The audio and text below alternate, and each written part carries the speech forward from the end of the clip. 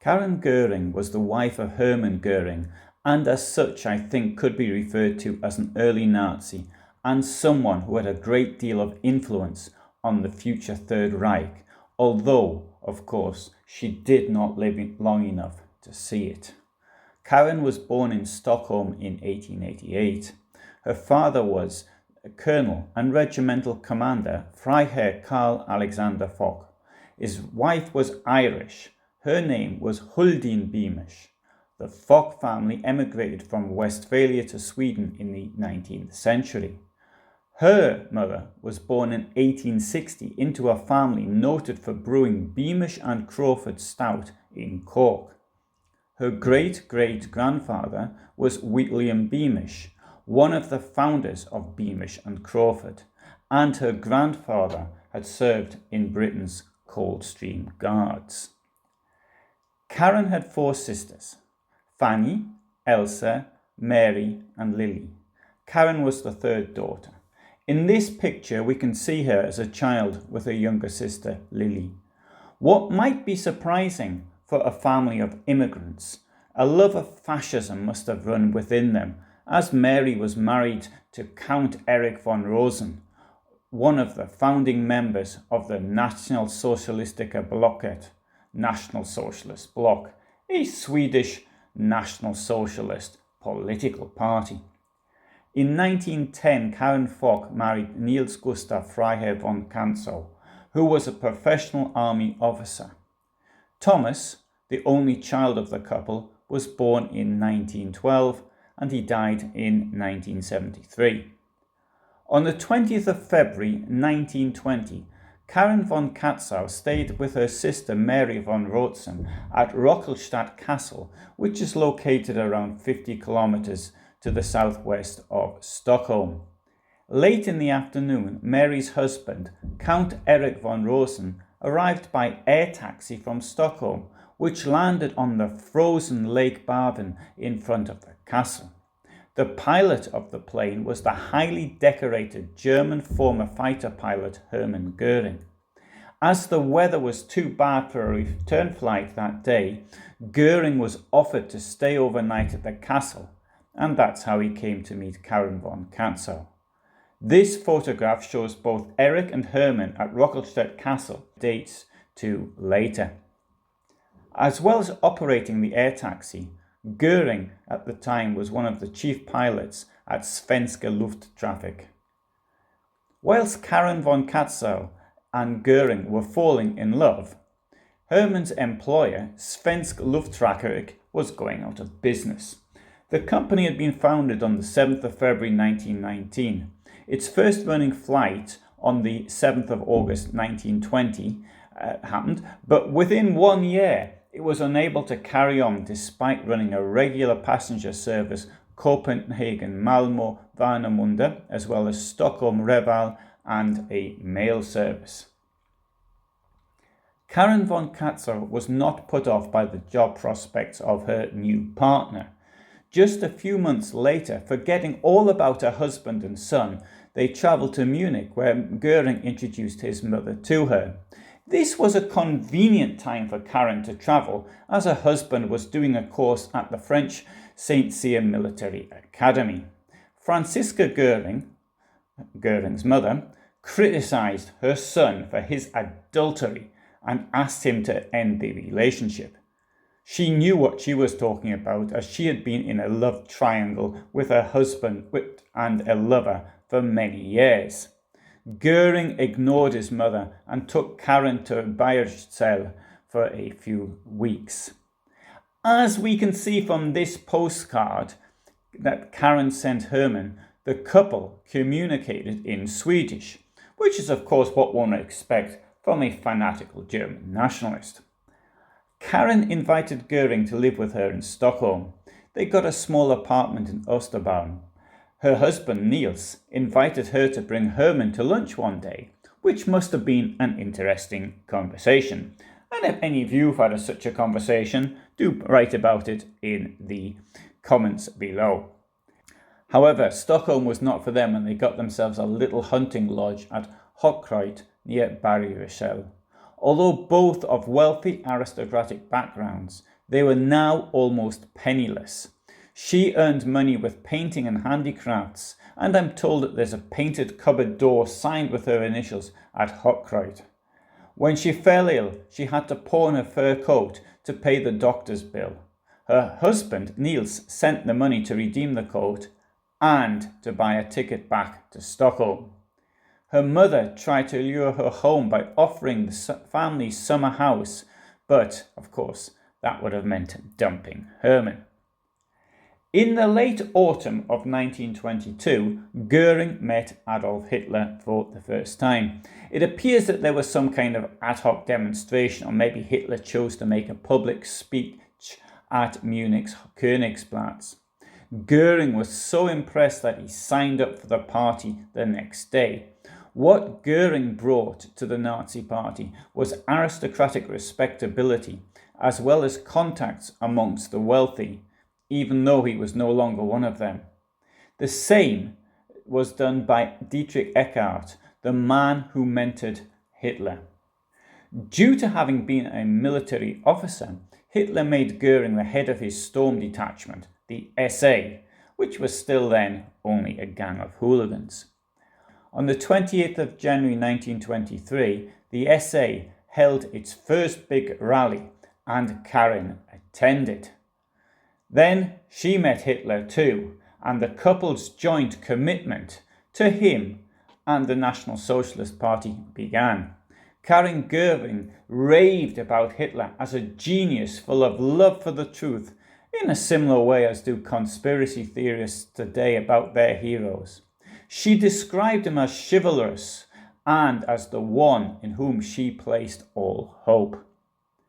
Carin von Kantzow divorced her husband in December 1922 and married Göring at the registry office in Obermenzing on the 3rd of February 1923.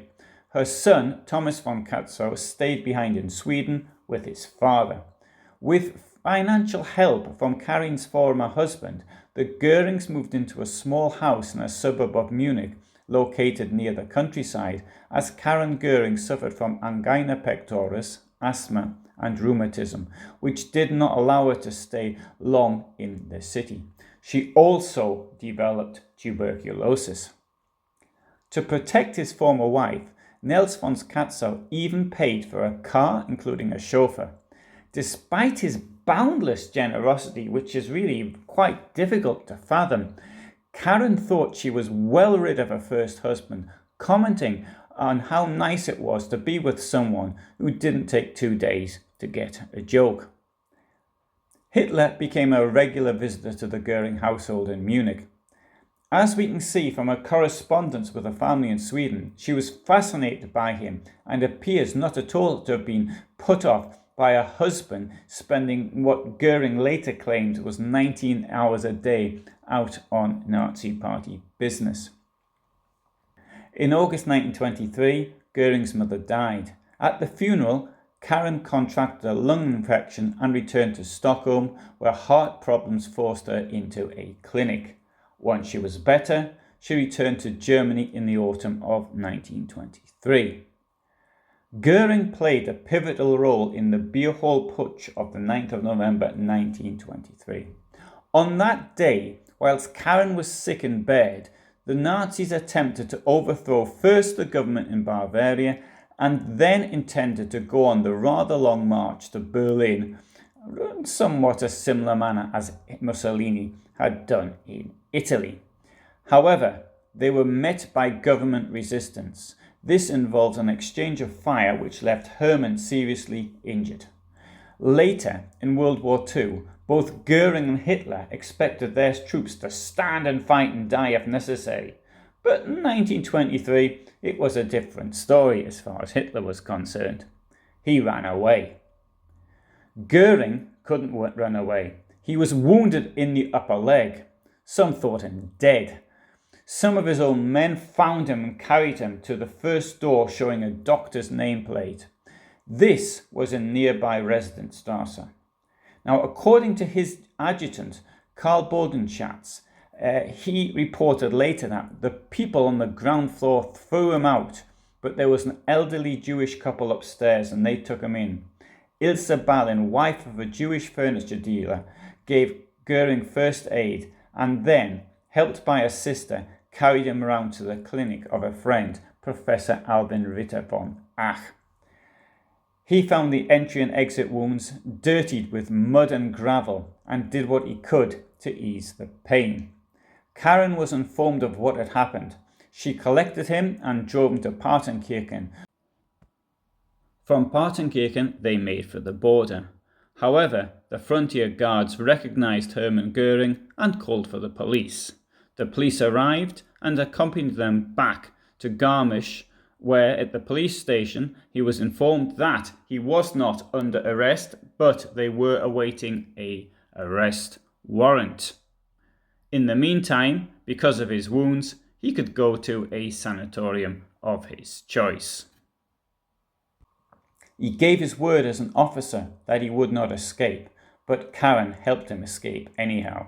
His word as an officer wasn't worth much. He was placed in the car. They drove off again. There was no one at the German side of the border, and on the Austrian side a false passport was used. From there they drove to a hotel in Seefeld. They were not to return to Germany for 4 years. Carin assisted Hermann get to Innsbruck, Austria, where he was in a great deal of pain from his wounds. They stayed at a hotel owned by Nazi sympathizers. To deaden the pain, he was given morphine in hospital. The wound did not heal and became further complicated, so more morphine was given. This resulted in a morphine addiction which was to accompany him until the Nuremberg trial of major war criminals in 1945. Everyone he came across in Austria and later in Italy said that he walked badly, and with hindsight, this is the moment when he ceased to have the youthful, sporty appearance that one sees in early photographs, as his weight from then onwards and girth ballooned as if out of control. In the meantime, back in Munich, their expensive car was confiscated by the Bavarian state. In Austria, the couple met Karl Lüdecker, who had already been to Italy twice for Hitler, trying to get assistance from Mussolini, and he indicated that support might be available from the Italian fascists. They also had meetings with characters from the far right in Austria. Even though he fled the scene, Hitler was caught, put on trial, and found guilty of treason and sentenced to 5 years fortress confinement in Landsberg am Lech. At the beginning of April 1924, Carin returned to Germany. She visited Hitler on the 15th of April 1924. Hitler suggested approaching Mussolini for funds. The couple arrived in Venice in the spring of that year at the invitation of Rudolfo Walter, a German who had spent many years in Italy. Walter owned the Hotel Britannia where the Görings took up residence. As a German national, the hotel had been requisitioned by the state, and Walter was keen to have it restored to him. Carin was captivated by the country, the atmosphere, and regretted that she could not communicate with the locals. On the other hand, Hermann knew enough of the language to get by. After a short stay in Venice, the couple headed for Rome. Despite being somewhat short of cash, they booked into the expensive Hotel Eden, although in a few days had to move into the Hotel de Russie, which was somewhat cheaper. Hermann Göring attempted to get a meeting with Mussolini, and it's clear from his correspondence that he was unable to meet him. The Italian fascists had a department for dealing with foreigners and foreign affairs, which was headed by Giuseppe Bastiani. Now, according to Bastiani's memoirs, the Görings came to Rome with Giuseppe Renzetti, who was Mussolini's agent for Germany. Göring tried to negotiate funding, press coverage for the Nazis, and a neutral stance from Italy on reparations in exchange for a future Nazi Germany guaranteeing Italy's acquisitions after World War I, and for no claims being made on the overwhelmingly German-speaking South Tyrol, which had been awarded to Italy after that war. The time that the Görings were in Rome coincided with what became known as the Matteotti affair, the murder by Mussolini's henchmen. The Italian dictator was too busy dealing with the international scandal that this produced, and certainly did not have time to deal with a Swedish-speaking couple representing a minuscule party in Germany, which so far had only succeeded in briefly taking over a drinking establishment at the other end of the country from the capital. The Görings returned to Venice on the 11th of August 1924, probably at the suggestion of Bastiani. In Venice, Göring attempted to use the Italian journalist Leo Negrelli, who wrote for Corriere della Sera, to be an intermediary to Mussolini. Negrelli had interviewed Hitler in October 1923 before the attempted coup d'etat and was known to be friends with Mussolini. Göring had a long correspondence with Negrelli, which got nowhere. Göring bombarded Negrelli with anti-Semitic assertions, which made no impact on the Italian. As far as Negrelli was concerned, the NSDAP was a spent force. Mussolini was interested in supporting German political parties, and that assistance went to the conservative right DNVP. The Nazi Party, a banned fringe organisation, had nothing to offer. 6 years later, in 1931, Göring did meet Mussolini, who by then welcomed him with open arms, but by that time, Carin was too ill to travel with him. Hitler was released from prison in December 1924, an incredibly short time inside when one considers that 4 police officers and bystanders had been killed in the putsch. Added to this was fortress confinement, which sounds quite tough, but in fact it's nothing other than a luxury prison for the upper classes. Carin went to Germany to see if she could get some funds from him, leaving Hermann alone in Venice. On the 16th of February 1925, the ban on the Nazi Party was lifted and it could once more participate in politics. However, by now the Görings were too poor to be interested. Carin sold the house in Munich and shipped their furniture to Sweden. The Görings probably felt that they had outstayed their welcome at the Hotel Britannia, where they had been living rent-free. They had to go. As there was a warrant for his arrest in Germany, they travelled to Sweden via Austria, Czechoslovakia and Poland, arriving in April 1925. On the 22nd of April 1925, Göring sent a letter saying that they were now settled in Stockholm. Göring's health once more deteriorated. Carin spent months nursing Hermann back to health, and the role of the devoted wife was later to be used as a propaganda tool by Goebbels. In Sweden, Hermann Göring took several withdrawal treatments at the expense of his father-in-law. He was discharged from rehab as cured in the autumn of 1925, but soon relapsed once more into taking drugs. However, things changed for the Nazi Party, and it advanced. Göring was one of the stars of the Nazi Party. He had been there at the beginning, and he was able to return to Germany and participate in the political scene. Carin came to Berlin from Sweden to join her and to witness her husband's political career advance. From then on, things turned around. They were now leading an exciting social life, once more becoming part of the establishment elite. However, as she was now seriously ill, this soon became too exhausting for her. Whilst Göring was rabble-rousing around the country, Carin stayed in various spas, attempting to improve her health.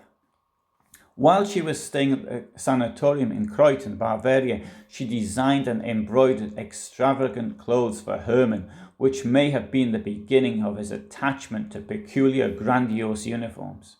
In 1930, in Doorn in the Netherlands, the couple met the former Kaiser, Wilhelm II, and his second wife, Hermine von Schoenach-Carolad. Whereas Hermann failed to get on with Wilhelm at all, who was clearly not used to being spoken to in a way as he did, Carin befriended Hermine. She advised her to try the Silesian health resort in Alt-Haida-Bad, now Polonice Zdrój in Poland. Whereas the town had been a spa since around 1825, its facilities had been modernised in the previous years. Hermine von Schöneck-Carolat thought that this would do the world of good for Carin's tuberculosis problem. Shortly after their visit to Dawn, Carin may have experienced a near-death experience in Berlin. She fell ill. The doctors could find neither pulse nor heartbeat as they injected stimulants. One announced that it was all over. She said later that she sensed them prying open her eyelids, and she came back to life. In the summer of 1931, Carin took the advice of the former Kaiser's wife and went to Alt-Haida-Bad for treatment. As she was walking around the spa park, the long-time director of the spa, Georg Berlit, forbade her to wear a party badge there, as he said it might disturb the peace of the spa. On leaving the spa in mid-July 1931, she was delighted to learn that Hitler had given them the present of a new car. After the putsch attempt in 1923, the Bavarian authorities had confiscated the vehicle that her first husband had bought them.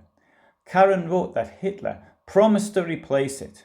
Hermann Göring had to collect it. What we know of the vehicle from her description is only that it was a grey Mercedes with red leather inside and was long, elegant and stylish.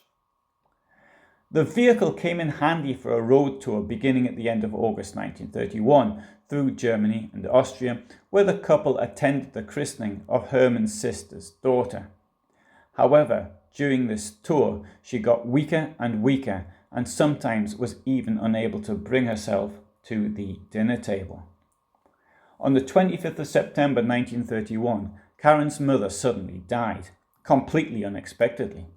Ignoring the warnings of her doctors, she returned to Stockholm for the funeral, being driven in the new Mercedes. However, when they got to the churchyard at Lvov, it was too late. The funeral was over. The following day at the Grand Hotel, Carin collapsed with a heart attack. Following the death of her mother, she had no will to go on. Hermann reached her and sat at her bedside. A telegram came requesting his presence in Berlin for a meeting with President Hindenburg, who wanted to explore the possibilities of forming a government with Nazi participation. Göring ignored the request for 5 days until Carin's son Thomas told her about it. She ordered him to leave. He went. He never saw her again. She died on 17th of October 1931 of tuberculosis.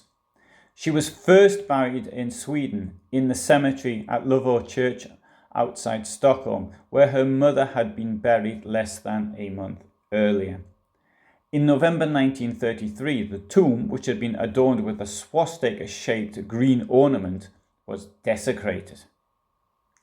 Hermann Göring, the mass murderer, later to be one of the instigators of the Holocaust, a man who never was afraid to kill people, never got over the loss of Carin. When he met his next wife, the first gift he gave her was a picture of Carin. In his Berlin residence, he built a small shrine to her, which you can see in this photograph. When he took control of the German economy and huge bribes flowed in, he was able to use this wealth to build himself a palace 50 kilometers north of Berlin, which he named Carinhal. On the 19th of June 1934, he had his wife reburied in a mausoleum on the estate, an event attended by the ruling class of the Third Reich. Göring named his yachts after her. The smaller Carin was followed in 1937 by the luxury yacht Carin II, which 40 years later was to play an important role in the Hitler diary scandal. At the end of April 1945, Göring had Carin reburied in the nearby forest. Then he pushed the plunger to blow up Carin Hall and the mausoleum to stop them falling into the hands of the advancing Red Army. In 1951, a body believed to be Carin Göring's was found in the woods near the ruins of Karinhall. This body was cremated and the ashes were taken to the grave on Lövön in Sweden, where she had been previously buried. In 1991, a zinc coffin with bone remains was found near Karinhall. At this time, however, it was not possible to determine who was in it. In 2012, a forensic genetic examination of the zinc box bone remains was carried out. With the help of a tissue sample from her son, a DNA analysis was performed, and it turned out that they were the bone remains of Carin Göring. These have now been reburied on Lövön alongside the body that was thought to be hers. The identity of that person remains unknown. If you're interested to know more about the DNA analysis, there's a link below which will tell you more about it. Thanks very much for listening, and I upload every Friday at 8 in the evening, my time, Central European time. That's 7 in the evening in the UK and 11 in the morning in Los Angeles. If you've got any opinions on Carin Göring, please put them below. I mean, my own thoughts are that one of the things, the legends that was started largely by Goebbels, but also by Hermann Göring, was that of this caring woman and the model woman who all women should look up to. In fact, I mean, she was a vicious anti-Semite, and she abandoned her son, and in my opinion, she was no model to look up to. Thanks for listening.